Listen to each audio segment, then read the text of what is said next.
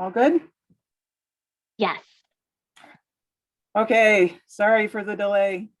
Hi, I'm Debbie Morrow. I'm a liaison librarian for a generous handful of STEM areas at Grand Valley State University. If you heard Amanda Hess's presentation on assessment yesterday, then this will mesh very nicely with that one. It was cool to hear her project and process. Today, you'll be hearing about a reasonably great experience I had this past year with Grand Valley's Engineering 100 course. As a heads up, I'll warn you now that this story has an audience participation piece using chat, and you'll get some periodic quiet time to read a few text-heavy slides. So, ready? Let's go. Let me give you a few moments to scan through this recent real-life scenario, keeping in mind that I'm our engineering liaison librarian and there's just one of me.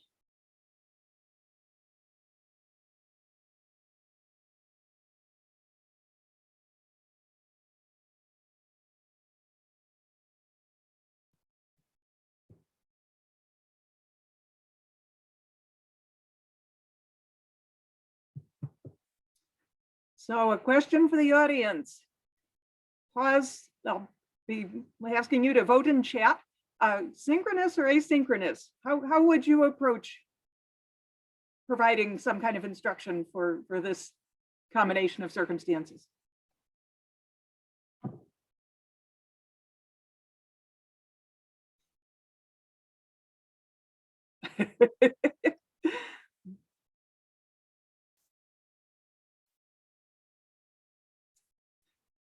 Okay, I'm seeing a trend here, but it's not 100%. That's great. The coordinators and I agreed on an asynchronous exercise that would be assigned as homework and take an hour or less to complete.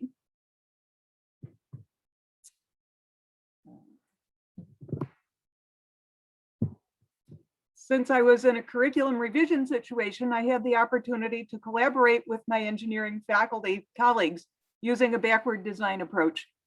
We agreed on a desired student learning outcome relevant to the larger assignment context. Then I could design the instruction to work toward that lesson outcome. The learning outcome we agreed on was students will be able to find one article relevant to their team project in an appropriate database.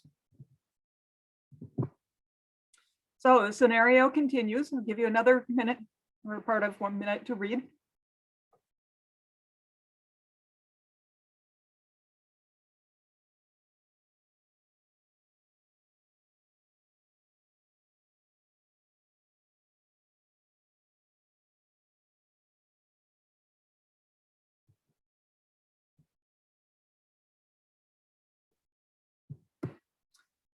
So which lesson focus would you opt for given these choices? Or maybe you have a choice D.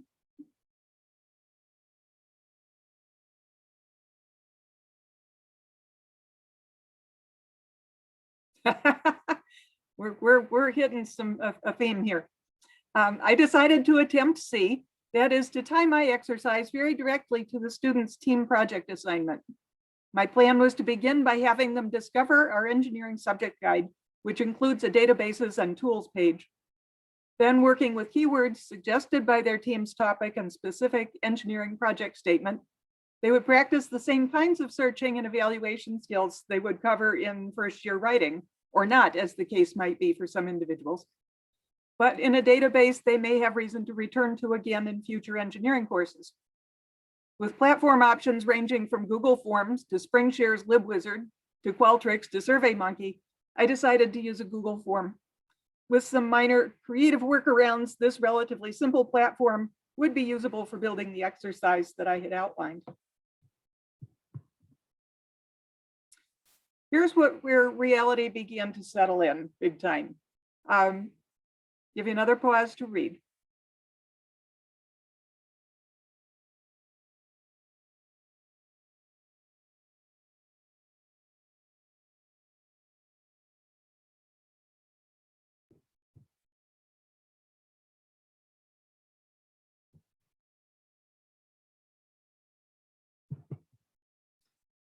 This is a clip of a small portion of the fall 2020 raw data from those 7 sections of EGR 100. What would be your response to all that data? You can vote again in chat.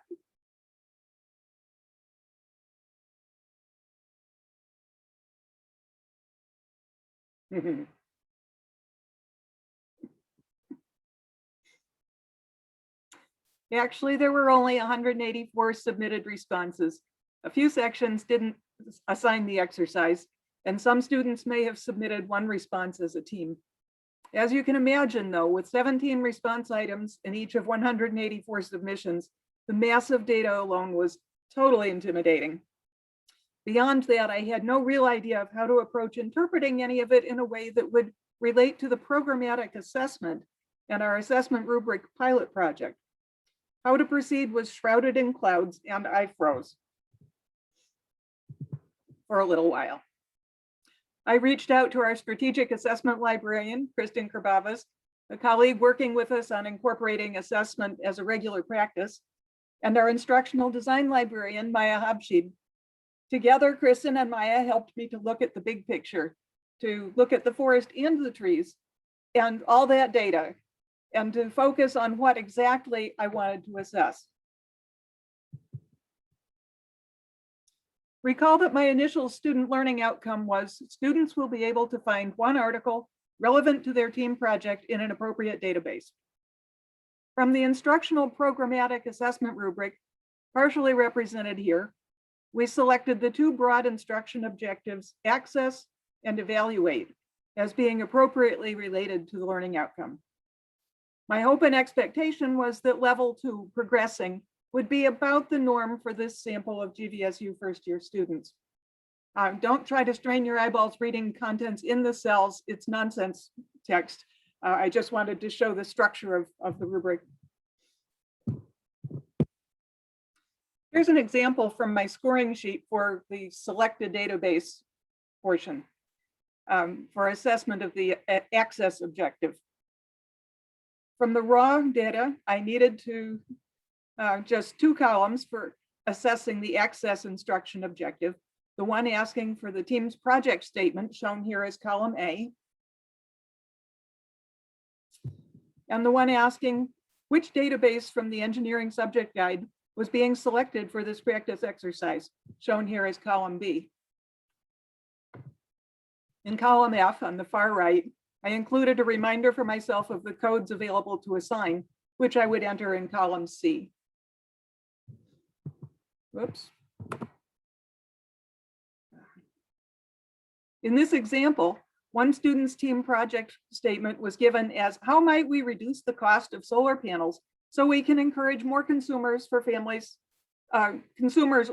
to switch to solar energy.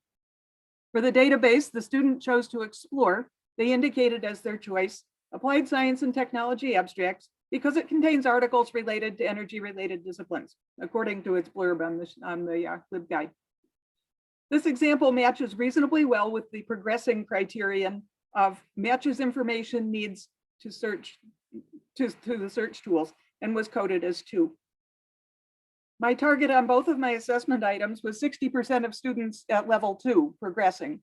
In the process of scoring or coding, it became easy to see where I may want to tweak parts of the exercise to improve student understanding and hopefully move students' aggregate performance up a bit. And recall, of course, that this was an asynchronous exercise, so they weren't getting any in the moment coaching as they would in a synchronous situation. On this summary stats tab of my spreadsheet, you can see the coding for database selection, the access parameter, and article selection, evaluation parameter on the right. Database selection met the 60% target that I'd set of scoring as 2 or higher.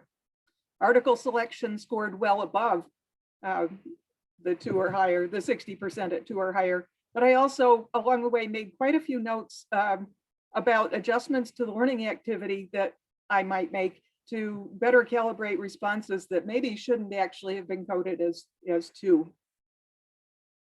The final portion of the exercise is a series of 3 5-point Likert scale items, asking students to rate their level of confidence on the 3 main sections of the exercise. This is what Amanda described yesterday as indirect assessment, I believe. On the left of this screen clip, looking at the distribution of self-reported confidence levels, you can see that a strong majority of students felt pretty good or confident in each section. Comparing these self-ratings versus the distribution of performance level codes in the direct assessment for database selection and article selection will also help to inform my own expectations in relation to students' capabilities and comfort level based on this exercise. To wind up my assessment epiphany story, let me share 4 things I understand much better now about doing useful instruction assessment. 1, assessment can be focused and selective, and valuable insights can be gained from other responses in the larger data set too. I think we heard this in the first portion of this the first mini session. There's loads of data that could be mined that I didn't touch in my assessment of this so far. For example, one prompt asked students to look around at the 9 pages of the engineering subject guide and then write a sentence about one thing they found that surprised them or might be useful information in the future. These responses can be evaluated for areas to improve the subject guide. And at the very least, this activity has introduced prospective engineering majors early in college to this resource site specifically tailored and curated for them. 2, assessment coding is challenging. As I read the responses, I kept wanting to correct students or give them feedback, but the task isn't to grade individual students, but rather to gauge the overall efficacy of the lesson and where it can be improved. 3, backward design of lessons, courses, and curricula is a powerful way to ensure that the time you spend teaching will actually lead up to the knowledge and skill outcomes you intend. Know your desired student learning outcomes first, and then use a combination of teaching, student practice, and accessible student responses with the goal of moving students toward those learning outcomes. 4, you don't have to be afraid of assessment. It's not about grading you or about you grading students. And it's not about evaluating comprehensively in one massive project. It's about creating and improving the learning context for students. Ideally, assessment is part of a long game where we all make a habit of closely observing little bits of our practice and teaching process and its impacts from different angles as a routine element of our instruction. Thanks so much for your time. I hope you had some fun and picked up a thing or two, and I'm happy to take questions. Okay, so feel free to unmute your mic and ask a question, or you can enter it into the chat.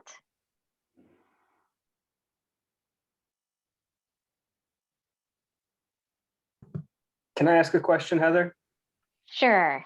Debbie, for those on the Likert scale, when people would indicate that they were completely lost, did you have a way of tracking and following up with those people so you could send them an email and say, I'd be happy to meet with you if you're still feeling stuck after the session? At present, no. There's a piece I would have to restructure and build directly into the LibWizard in order to do that.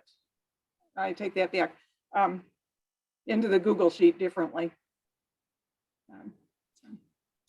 Because yeah, that occurred to me. I thought that would be kind of nice to be able to get back to the ones who were possibly willing to admit that they were really floundering.